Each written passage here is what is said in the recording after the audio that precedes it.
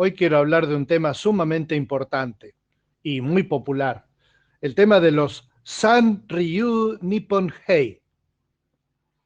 Los Sanryu Nipponhei, que en japonés quiere decir soldados de Japón dejados atrás o rezagados, fueron soldados japoneses que tras la rendición oficial de Japón, tras la Segunda Guerra Mundial, como consecuencia de la firmeza y el dogmatismo de sus convicciones, el miedo al deshonor si se rendían al enemigo, o bien por no recibir la orden de rendición por parte de sus superiores, al haber cortado las tropas estadounidenses las líneas de comunicación, continuarían luchando primero contra las fuerzas de ocupación aliadas y posteriormente con la policía local años después de que la guerra terminase.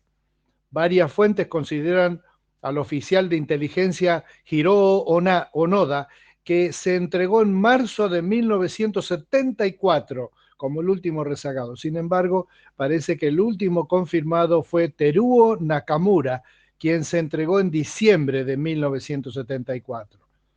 Fueron varios los intentos llevados a cabo por los estadounidenses como por los japoneses propios para convencer a los rezagados de que se entregaran. Se dejaron caer desde el cielo varias de las islas, varios miles de octavillas que informaban el fin de la guerra, y en otras se usó equipos de megafonía, pero los rezagados pensaron que se trataba de una artimaña del enemigo. Fue un caso raro esto, una cosa extraordinaria. Estos soldados, Onoda y Nakamura, seguían luchando, según ellos, y esperando órdenes superiores en Filipinas, en el interior de algunas islas, pensando que ellos seguían siendo fieles a la autoridad. Cuando la propia autoridad les hacía comunicar por medio de panfletos que tiraban desde aviones o por medio de altavoces en la zona donde calculaban que ellos estaban, porque cada tanto se tiroteaban con la policía local o con el ejército local en el medio de la selva donde estaban, una especie de Tarzán japonés que eran estos soldados, cuidaron durante todos esos años hasta los uniformes. Es una cosa maravillosa desde el punto de vista que uno los examine. Ellos pensaban que esas comunicaciones que les daban eran una engañifa de los enemigos y entonces ellos las desobedecían creyendo que así obedecían. Por eso traje este ejemplo, primero porque es un caso curioso de la Segunda Guerra Mundial y también porque muestra cómo una persona en el intento de hacer un bien hace un mal, en el intento de obedecer desobedece. Después de todo, cuando Jesús murió, los judíos que llevaron a Jesús ante el tribunal romano para que les autorice la muerte de Jesús, ¿por qué querían matar a Jesús? No querían matar a Jesús para cumplir con su profundo respeto al reino de Dios. Qué paradoja, ¿no es cierto? Matar al Hijo de Dios para ayudar al reino de Dios.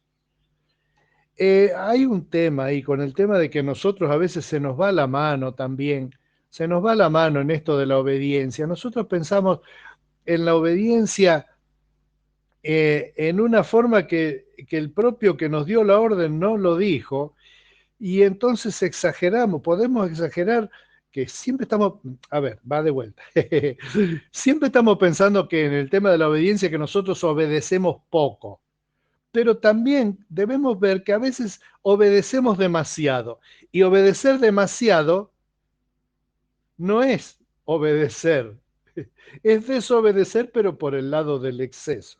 Lo mismo con la palabra de Dios. Hay muchos creyentes que hacen cosas en la convicción íntima de que eso que hacen lo hacen porque están obedeciendo a la palabra de Dios, a lo que Dios manda. Y en realidad lo que están haciendo es exagerando su concepto de obediencia porque no escuchan lo que se les dijo, sino que escuchan lo que su corazón les dice y dicen, no, no, no, esto debería ser así, y entonces obedecen en un demás. Sea que por demás o por poco, la obediencia al Señor debe ser hecha en su justa medida y no exagerando ni para más ni para menos. Cualquiera de las dos cosas está mal. La obediencia, cuando alguien da una orden, espera que se obedezca lo que él dijo, no lo que el otro piensa que él dijo, no lo que el otro cree que él quiso decir con lo que dijo, sino lo que dijo. Punto. Y especialmente si esa persona no es una como nosotros, que nos podemos equivocar, sino una persona perfecta como es la persona de Dios. Así le dijo Juan, el apóstol Juan, en la primera carta, capítulo 2, los primeros 6 versículos, dice Juan así: mis queridos hijos, les escribo estas cosas para que no pequen. Pero si alguno peca, tenemos ante el Padre a un intercesor, a Jesucristo, el justo. Él es el sacrificio por el perdón de nuestros pecados. Y no solo por los nuestros, sino por los de todo el mundo. ¿Cómo sabemos si hemos llegado a conocer a Dios? Si obedecemos sus mandamientos. El que afirma, lo conozco, pero no obedece sus mandamientos, es un mentiroso y no tiene la verdad. En cambio, el amor de Dios se manifiesta plenamente en la vida del que obedece su palabra. De este modo, sabemos que estamos unidos a Él. El que afirma que permanece en Él debe vivir como Él vivió.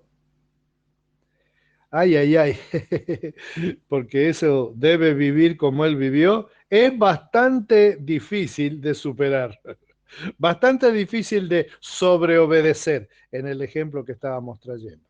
Yo quisiera usar como ejemplo de aplicación de este texto el caso biológico de la respiración. Es un caso, uno de varios casos que hay en la biología, no solamente humana, sino en toda la biología en general, que es este fenómeno de los movimientos ondulatorios, como la respiración. Expiro, inspiro, inspiro, expiro, inspiro, expiro. Toda la vida, ¿eh? Nazco, lo primero que hago es inspiro y expiro, inspiro, expiro, y hay un día que expiro y ya no vuelvo a inspirar más. Pero lo mismo pasa con dormir y despertarse, y como tener hambre y comer, y todo, hay un montón de ciclos que son todos de este tipo ondulatorio, va y viene, sí, no, encendido y apagado y así. Yo quisiera que viéramos la vida espiritual hoy como un acto que tiene que ver con la respiración.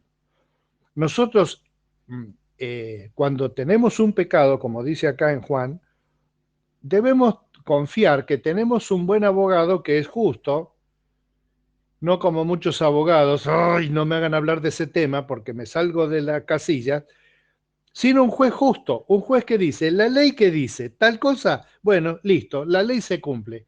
Y en el caso de la ley espiritual, la ley dice que mis pecados han sido perdonados porque Cristo pagó en la cruz. Entonces, ya que fueron pagados en la cruz, nadie más tiene que pagar por esos pecados. Nadie. Pero los hice yo. Sí, pero ya fueron perdonados. Sí, pero yo no pagué. No, pagaste vos, pagó Jesús por vos. Eso es la expiración de los pecados. Es el fin de los pecados. Basta, se terminó. No podés vivir toda tu vida alrededor de los pecados. O dicho en términos de respiración, no podés vivir todo el tiempo expirando, porque al minuto te vas a poner azul y te vas a caer desmayado. Y la inspiración es cuando en la vida cristiana buscamos la voluntad de Dios, buscamos qué quiere Dios. ¿Y dónde encuentro yo eso? Bueno, lo vas a encontrar en dos lados rápidamente. Uno, en la Biblia. Si vos vas a hacer algo que no está dicho en la Biblia o que está prohibido en la Biblia, por ejemplo, no matarás, por ejemplo, no tomarás venganza por vosotros mismos, por ejemplo, amarás a tus enemigos. Eso es algo que está en la Biblia, no podés dudar de que eso es lo que Dios quiere, pero también lo vas a encontrar en tu propia conciencia, en tu propio corazón.